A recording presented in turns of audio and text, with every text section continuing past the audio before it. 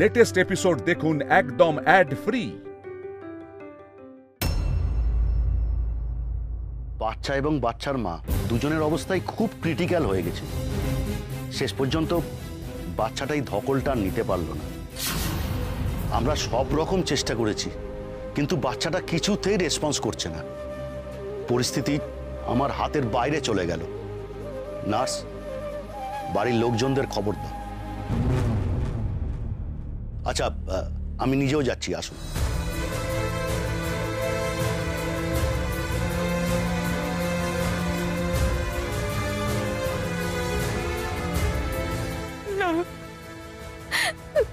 না, এটা হতে পারে না। পোলা দিদির কপালে এমন দুর্ভোগ লেখা থাকতে পারে না। তার সন্তান পৃথিবীতে এসে পৃথিবীর আলো দেখবে না। না না না না, এটা কিছুতেই হতে পারে না, কিছুতেই না। কেন এমন অবিচার হবে পোলা দিদির সঙ্গে?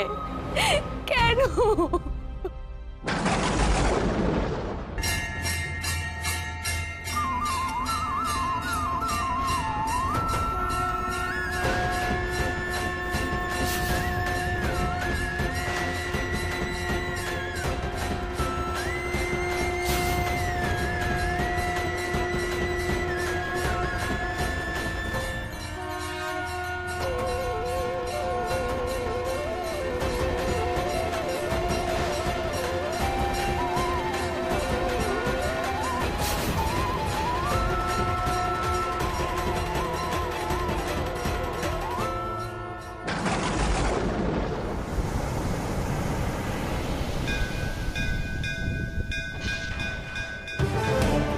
महाकाली पाप हरण कालिके मोक्षदे देवी नमोस्तुते। ओम काली महाकाली पाप हरण कालिके मोक्षदे देवी नमोस्तुते।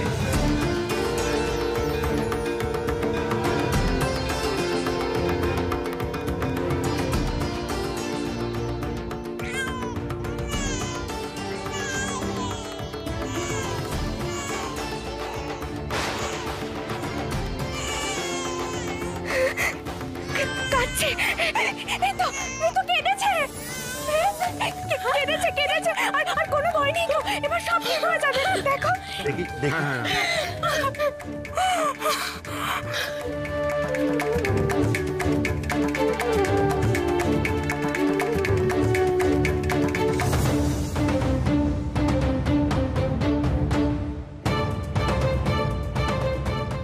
না, আর কোনো চিন্তা নেই।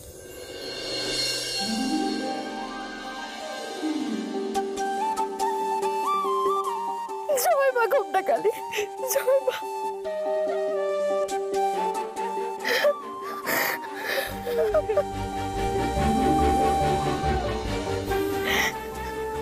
পলা, পলা, পলা, পলা, পলা দিদি, পলা মা, ওঠ, ওঠ চক্কর, ওঠ না বাপ। দেখ দেখ, তোর একটা কেমন সুন্দর ফুটফুটে ছেলে হয়েছে, দেখ।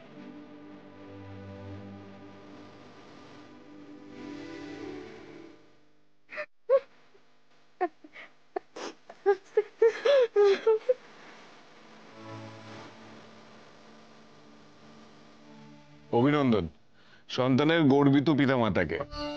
ভারী মিষ্টি বাচ্চা হয়েছে। আচ্ছা, এক মিনিট ডাক্তারবাবু, বলছিলাম যে অ্যাম্বুলেন্সটা কিন্তু এসে গেছে, মানে আমরা ক্যান্সেল করিনি, যদি কোনো এমার্জেন্সি হয় তাই। খুব ভালো করেছে, ক্রিটিক্যাল ডেলিভারি হয়েছে তো, তাই দুদিন আমরা অবজারভেশনে রাখবো। সূর্য দাদা, এবার কিন্তু আমাদের সবাইকে তোমায় মিষ্টি খাওয়াতে হবে। নিশ্চয়ই, সে আর বলতে।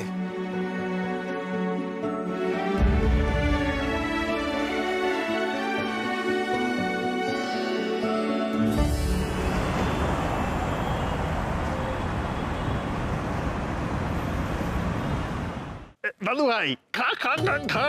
আরে এই আজ আমাদের বড় আনন্দের দিন। দাদু, আজ আনন্দের দিন হলেও তোমার কিন্তু এত মিষ্টি খাওয়া ঠিক হচ্ছে না। একটা দিনে কিচ্ছু হবে না, আজকের জন্য ছাড়। আজ আমি প্রথম পুতির মুখ দেখলাম। আর কতদিন পর আমাদের এই বাড়িতে এমন আনন্দের দিন এলো বল দেখি।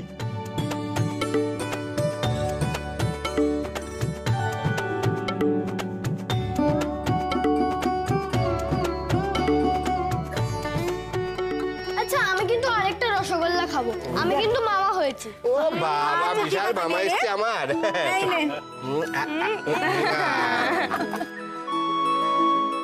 ও মাধুরী, কি হচ্ছে? বলো না আমাকে কেন বেবিকে দেখতে দেওয়া হলো না?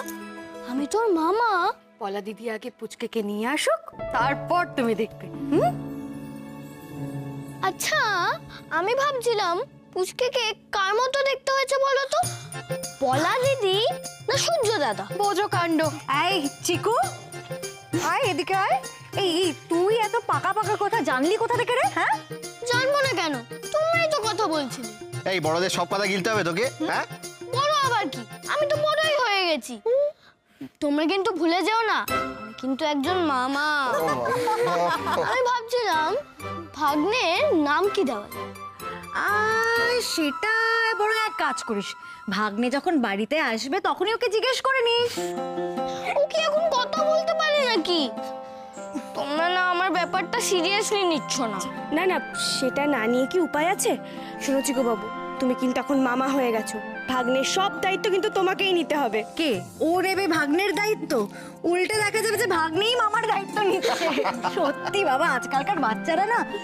ছোট ঠাম্মি শুধু শোনো, পলার বাচ্চাটা, এইটুকুনি একটা বাচ্চা, সে নাকি এখনই ঘাড় ঘুরিয়ে ঘুরিয়ে দেখছে যে কোথা দিয়ে আলো আসছে। ভাবো।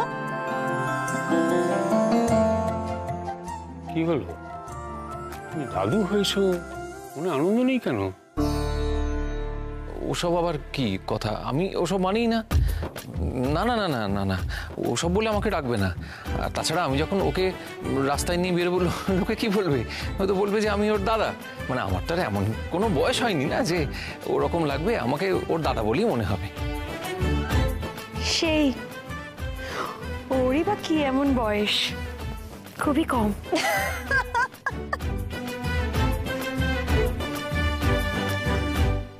কতদিন পর বাড়ির সবাইকে এমন হাসতে দেখছি, মনে হচ্ছে যেন আমাদের খারাপ সময় এবার কেটে যাচ্ছে, একের পর এক ভালো খবর আসছে। তবে কি ছোটখারা ডাক্তারবাবুকে নিয়ে যে সত্যিটা বের করার চেষ্টা করছে, সেটার ফলও ভালোই হবে। তাই যেন হয়, তাই যেন হয়।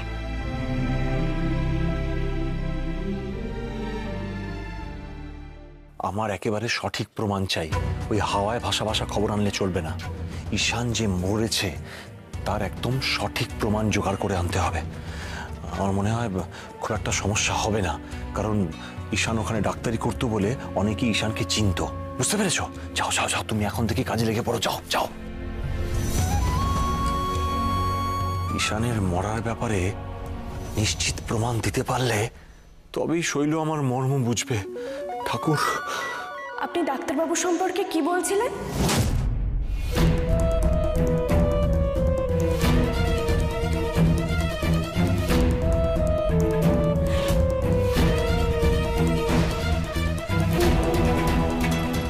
এই মরেছে, শুনে ফেললো নাকি? এই মেয়েটার কি আর কোনো কাজ নেই? যখনই আমি কিছু করতে চাই অমনি চলে আসে। কি হলো বলুন পুরোহিত মশাই, আমি শুনলাম আপনি ডাক্তারবাবুর কথা বলছিলেন। হ্যাঁ মা, আমি বলছিলাম যে ওই আর কি, ঈশানবাবুর শ্রাদ্ধের কাজে বাধা পড়েছিল না, সেই দোষটা কাটানোর জন্য আমি একটা বিশেষ পুজোর আয়োজন করছি মা। আর সেই বিশেষ পুজোর জন্য যা যা লাগবে সেটাই বলছিলাম আর কি। তা মা, তুমি হঠাৎ এই সময় মন্দিরে কেন? আমি পলা দিদির বাচ্চার জন্য প্রার্থনা করতে এসেছি। আচ্ছা বেশ মা, বেশ। তাহলে আমি এখন যাই মা। হ্যাঁ,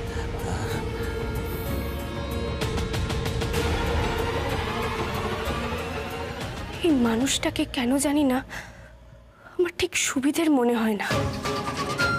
যেদিন প্রথম দেখেছিলাম সেদিন থেকে একটা সন্দেহ আমাকে কাঁটার মতো বিচ্ছে।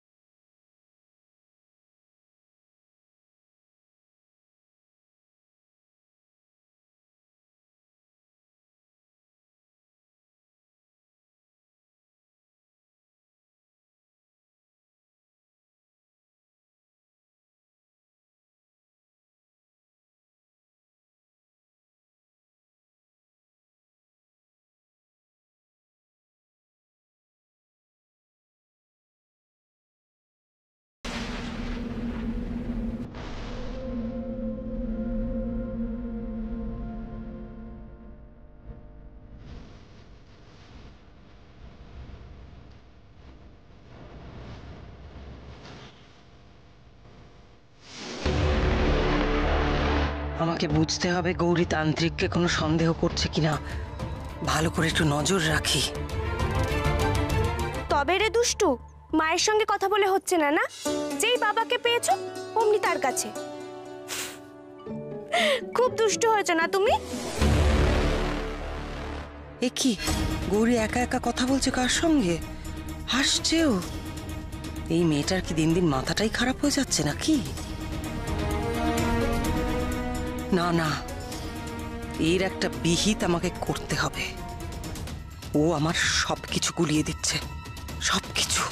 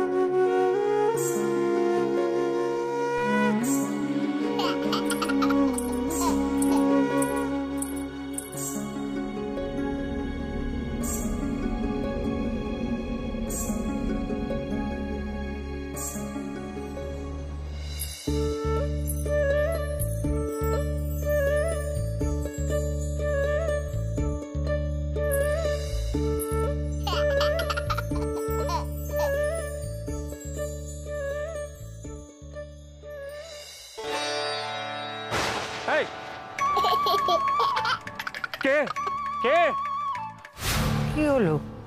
চিৎকার করছো কেন? কি একটা আমার গায়ে এসে লাগলো, কেউ ছুঁড়ে মারলো মনে হলো। আমি ঘুমের ঘোরে একটা নুপুরের আওয়াজ পাচ্ছিলাম, মনে হলো যেন একটা বাচ্চা হাসছে, তারপরে আমার গায়ে কি একটা এসে লাগলো। বাচ্চার হাসির আওয়াজ আমিও পেয়েছি।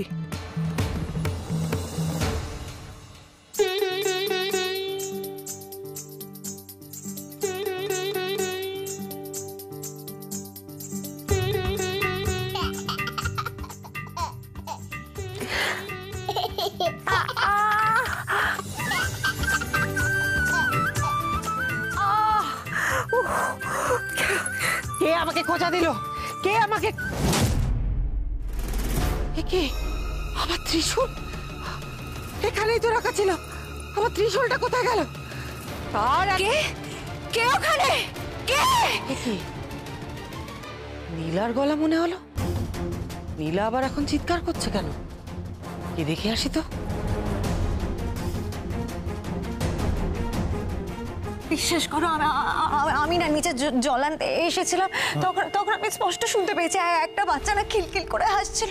আমার না খুব ভয় করেছে। আমি শুনতে পেয়েছি, স্পষ্ট শুনেছি। কি বলছিস? কি বাচ্চা? বাচ্চা মানে বাচ্চা কোথা থেকে আসবে? তুই কি শুনেছিস সেটা নিয়ে?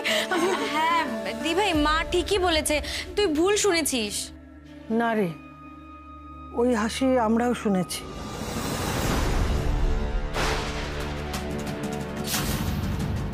শুধু হাসি নয়, আমার গায়েও কি একটা ছুঁড়ে মেরেছে। আরে আমিও তো জানি, আমি ঘুমিয়েছিলাম, আমার ত্রিশূল নিয়ে আমাকেই খোঁচা দিয়েছে, তারপরে সেটা নিয়ে পালিয়ে গেছে। এমন পাজি বাচ্চা। এই ছোটকা, আমার না বাচ্চাটাকে কোনো সাধারণ বাচ্চা বলে মনে হয়নি রে। মানে সাধারণ নয় মানে কি বলতে চাইছে?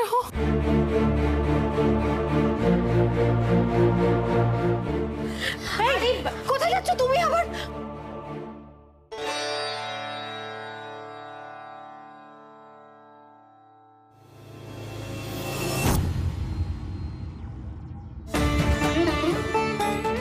আমি ঠিক জানতাম এটা তোমারই কীর্তি। তুমি শৈলমায় ত্রিশূল এনেছো, ছোট দাদুকে মেরেছো।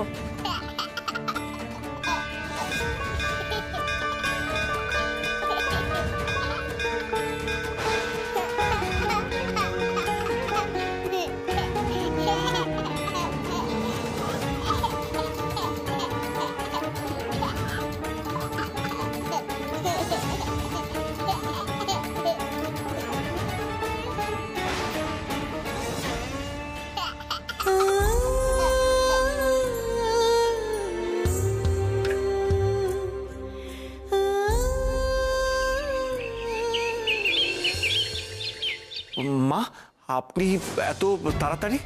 পুজো তো এখনো শুরুই হয়নি। আজ আমার ইচ্ছে হলো আপনার পুজো করা দেখি এখানে বসে। সর্বনাশ করেছে। গৌরী যদি এখানে আর 1 মিনিট বসে থাকে তাহলে তো বুঝে যাবে যে আমি পুজোর অ আ ক খ কিচ্ছু জানি না। আমার যখন এই ঠাকুর মশাইকে প্রথম থেকেই কেমন সন্দেহ হয়, তখন আমি এখান থেকে নড়ব না। এখানে বসেই দেখব কেমন পুজো করে। পুজোর আর কি দেখবে মা, এ তো সামান্য নিত্য পুজো। যেদিন মহাপুজো হবে সেদিন আমার পুজো দেখো। মহাপুজোর দিন যা দেখার দেখব, আজ না হয় নিত্য পুজোয় দেখি। একেবারে ধরা পড়ে যাব। আর আমার দফা রফা কি করে যে গৌরীকে এখান থেকে কাটাই। ঠিক আছে,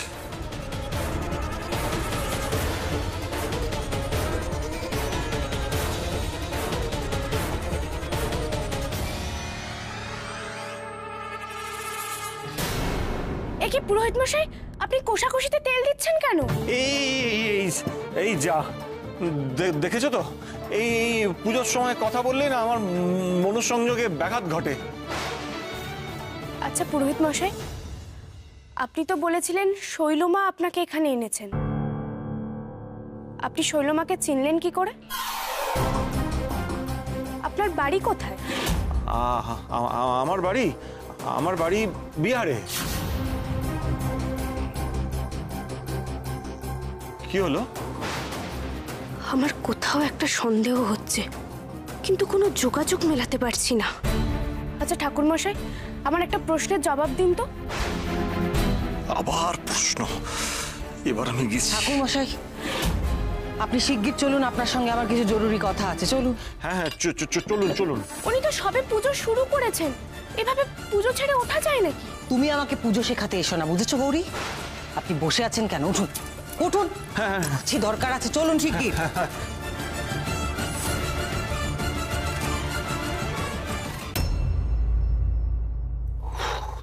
শৈল, তুমি আজকে আমাকে জোর বাঁচা বাঁচিয়েছো। না হলে গৌরী যেভাবে জেরা শুরু করেছিল না, নির্ঘাত আজকে আমি ধরা পড়ে যেতাম। ভাগ্যিস তুমি আমাকে টেনে আনলে। শৈলমা, এই তো এসে গেছি। এসো এসো, ভেতরে এসো, ভেতরে এসো। কি প্রমাণ এনেছো বলো? প্রমাণ আবার আনবো কোত্থেকে? ঈশান ঘোষাল যে মারা গেছে তারই তো কোনো প্রমাণ নেই। হ্যাঁ, আমরা এটাও জানতে পেরেছি যে সেই অঞ্চলে এই ঘটনা নিয়ে এখনো নাকি পুলিশি তদন্ত চলছে। আর মনে করা হচ্ছে ঈশান ঘোষাল নাকি এখনো বেঁচেও থাকতে পারে।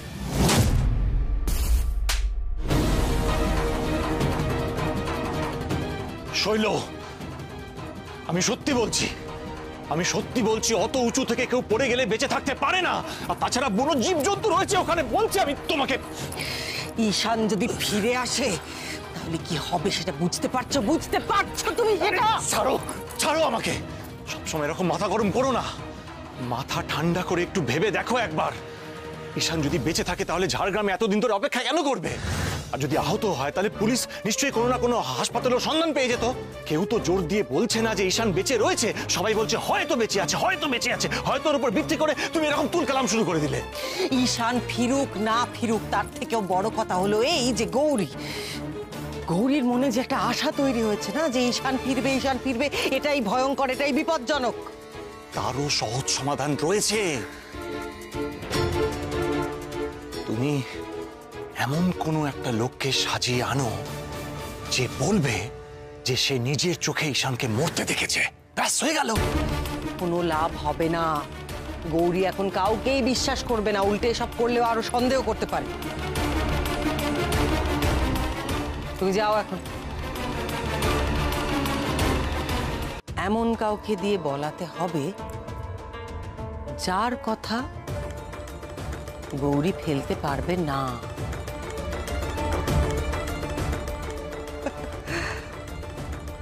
আমি ভেবে নিয়েছি গৌরী, তোমার মধ্যে যে আনন্দ, যে খুশি তৈরি হচ্ছে, সেটাকে কিভাবে আমার পায়ের তলায় পিষে নিশ্চিহ্ন করে দিতে হবে আমি ভেবে নিয়েছি।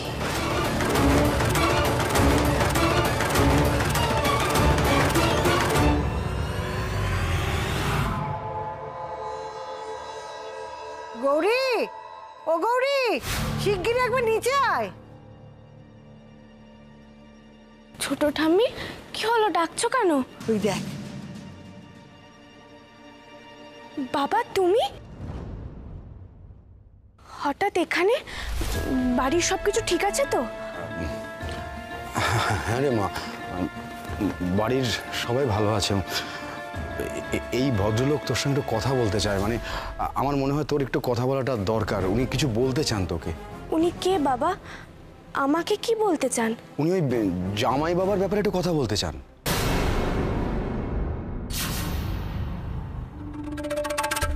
উনি নাকি জামাই বাবাকে দেখেছেন। হ্যাঁ রে মা, ঝাড়গ্রামে।